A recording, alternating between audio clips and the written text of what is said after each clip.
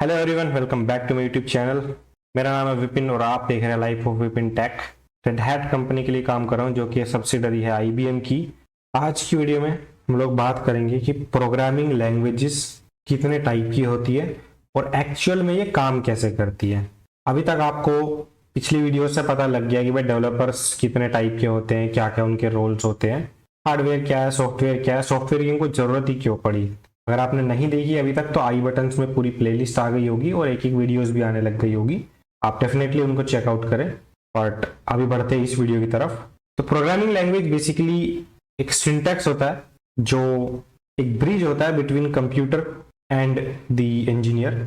अभी देखो, कंप्यूटर को सिर्फ 0 1 बाइनरी ही समझ में आती है, उसको कुछ समझ नहीं आता आप क्या इंग्लिश बोल रहे हो क्या हिंदी बोल रहे हो, बट फिर भी वो सारी चीजें कर पाता है। आप अगर माइक वाला बटन करके सर्च करते हो, आप हिंदी इंग्लिश में बोलते हो तो वो आपको वीडियोस निकाल के दे देता है यूट्यूब पे भी।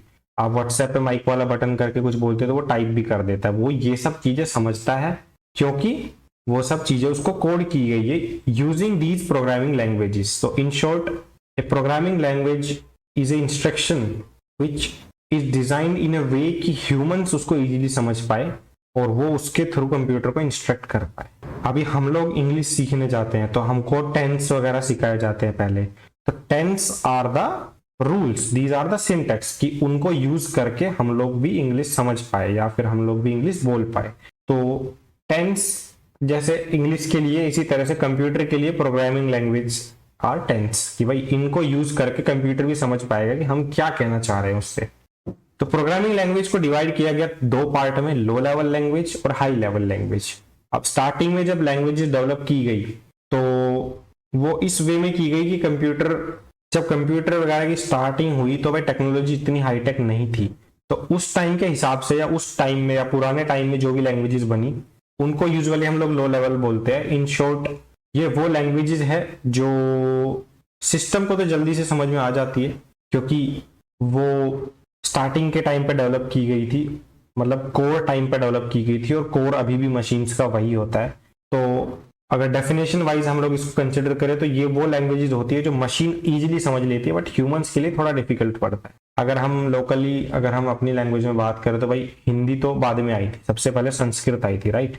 लेकिन अभी क्या आप संस्कृत बोल सकते हैं बराबर से? नहीं बोल सकते ना। तो Sanskrit is like the low level language जो बहुत पहले डिजाइन की गई थी। डेफिनेशन वाइज अगर हम इसको कंसिडर करें तो भाई these are the languages which are closer to the hardware, they are less abstract from the perspective of a machine, but they are little hard to learn from the perspective of a human.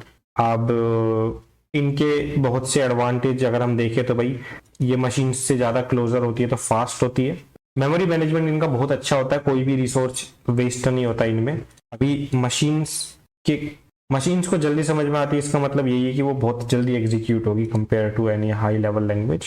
और भाई इसको सीखना थोड़ा difficult होता है। अगर हम बात करें लो लेवल लैंग्वेज जैसे सी हो गया या असेंबली लैंग्वेज हो गया, इनको सीखना बहुत ज्यादा डिफिकल्ट हो जाता है।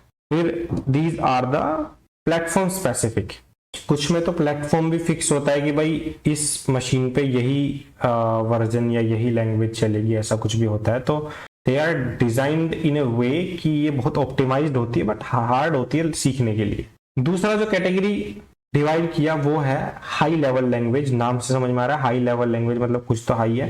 हाई इन शॉर्ट, अभी ये वो लेवल है लैंग्वेजेस का जिसको ह्यूमंस बहुत इजीली समझ पाते हैं, लेकिन मशीन को समझने में थोड़ा टाइम लगता है क्योंकि they are much closer to humans not to the machines. अगर इसको हम टेक्निकल टर्म में बोले तो these language provides a good abstraction for humans but not for the machines. अब इनके अगर हम फायदे ले तो भाई हार्डवेयर से एब्स्ट्रैक्टेड होती है, हमारे लिए बहुत इजी होती है सीखना, जैसे पाइथन हो गया बहुत इजी है सीखना। फिर ये एक्चुअली नुकसान भी हो जाता है इनका थोड़ा सा कि हार्डवेयर के ऊपर इनका ज्यादा कंट्रोल नहीं होता है क्योंकि कोई भी हाई लेवल जो लैंग्वेज है वो किसी न किसी लो लेवल लैंग्वेज के ऊपर ही बनी है। तो ये भी एक नुकसान है कि ये थोड़ी स्लो होती है, जो लास्ट पॉइंट हमने लिखा है। पर इनमें फैसिलिटी हो जाती है पोर्टेबिलिटी की, कि एक बार आपने कोड लिख दिया वो आपका मल्टीपल मशीन्स या मल्टीपल टाइप ऑफ ओएस पे भी सपोर्टेड होता है। ये बेनिफिट हमको मिल जाता है। तो दोनों के अपने ही फायदे और अपने ही नुकसान है। अब हम अगर थोड़ा आगे बढ़े तो हम बोलेंगे कि ठीक है यार, समझ में आ गया कि भाई लैंग्वेज क्या है और भाई क्यों बनाई और कौन सी लैंग्वेज किस काम आती है, पर थोड़ा हमको समझाओ तो सही ना कि भाई ऐसा पीछे कौन है वो चीज जो काम करती है लैंग्वेज जो हमने लिखी है उसको कंप्यूटर को समझाने में। तो ये जो चीजें है इनको हम लोग बुलाते हैं कंपाइलर्स या फिर इंटरप्रेटर। अभी depends on the language. Mostly जो लो लेवल लैंग्वेज है वो कंपाइलर्स यूज करती है और जो हाई लेवल लैंग्वेज है वो इंटरप्रेटर यूज करते हैं। अब ये एक ब्रिज होता है जो हम जो लैंग्वेज लिखी, हमने सी लिखी है, हमने पाइथन लिखी, ये उसको कन्वर्ट करता है पहले तो इन बाइनरी फॉर्मेट। भाई हमने लिखा हेलो हाउ आर यू, तो ये इसका बाइनरी फॉर्मेट कन्वर्ट करेगा और फिर उस बाइनरी फॉर्मेट को ये मशीन को समझा देता है।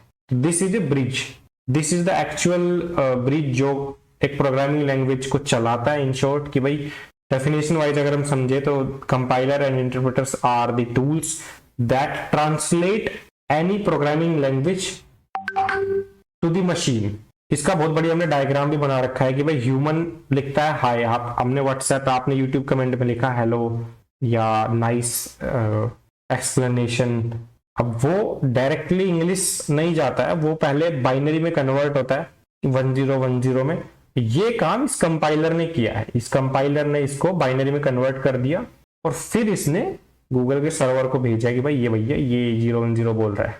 फिर गूगल ने उसको प्रोसेस किया, आपको दिखा दिया इंग्लिश में। तो ये काम कंपाइलर या इंटरप्रेटर करते हैं। इन दोनों में भी काफी डिफरेंस हो जाता है जो हम देखते हैं। एक compiler again it's a program that translate a programming language into the machine language format which is 0101। अब इनका डिफरेंस क्या है ना, देखो कंपाइलर जो है ना वो पूरे सोर्स कोड को मशीन कोड में बदल देता है। मतलब कि आपने पूरा कोड लिख दिया 1000 लाइन का, ये पूरी की पूरी फाइल को उठाएगा और पूरी की पूरी फाइल को एक साथ कन्वर्ट करेगा। फिर भाई मशीन को जो करना है उसके साथ कर लो बेस्ड ऑन द इंस्ट्रक्शन जो हमने दिए हैं। तो सोर्स कोड ये उठाता है, उसको कंपाइल कर देता है। अब कंपाइलर है तो हम बोल रहे कंपाइल कर देता है। कंपाइल कर रहा है मतलब कन्वर्ट कर रहा है, ट्रांसलेट कर रहा है। ये पूरी की पूरी फाइल को बिट कोड में या अपना जो भी है डिपेंडिंग ऑन द लैंग्वेज, ये उसको कन्वर्ट कर देता है और एक बार में कर देता है। और फिर भाई उसकी एक एग्जीक्यूटेबल फाइल बन जाती है जो इन शॉर्ट जो कंपाइल होने के बाद जो बना उसको हम लोग एग्जीक्यूटेबल बोलते हैं कि भाई अब इसको तुम रन कर लो। रन कर लो मतलब चला लो। और भाई एग्जीक्यूशन मतलब हमने चला ही दिया है उसको कि भाई जो भी जो कोड हमने लिखा था कोड भाई 2+2 करने के लिए, तो इसने 2+2 को कंपाइल किया। ये बोला हाँ भाई 2+2 कंपाइल हो गया, इसको तुम कहीं भी चला लो। और भाई ये एग्जीक्यूशन में हमने चला दिया उसको, तो उसने दिखा दिया 4।